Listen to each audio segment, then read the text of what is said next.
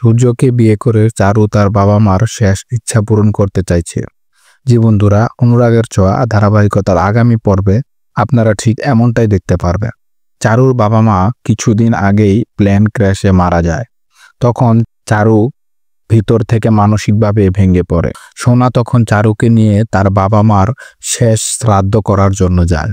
সেখানে গিয়ে চারু খুবই অসুস্থ হয়ে পড়ে।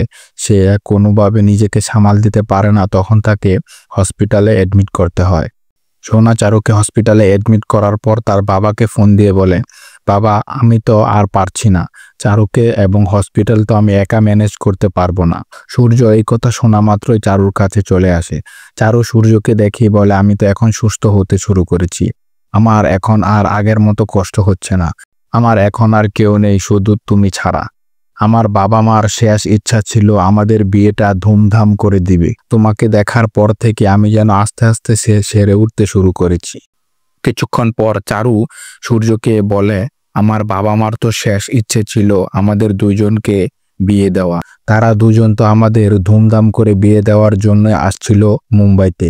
কিন্তু ভগবানের কি নির্মম পরিহাস, তারা আসার আগেই তাদেরকে চলে যেতে হলো। আমি চাইছি আমার বাবা মার শেষ ইচ্ছেটুকু পূরণ করার জন্য। তুমি কি আমাকে বিয়ে করবে? এই কথা বলার সাথে সাথেই সোনা তার বাবাকে বলে, জি বাবা তো অবশ্যই করবে। বাবা তো তোমার সাথে অবশ্যই বিয়ের পিঁড়িতে বসবে। আগে তুমি নিজে সুস্থ হয়ে ওঠো, তারপর সব হবে। তার এই কথা শোনার পর সূর্যকে জড়িয়ে ধরে চারু।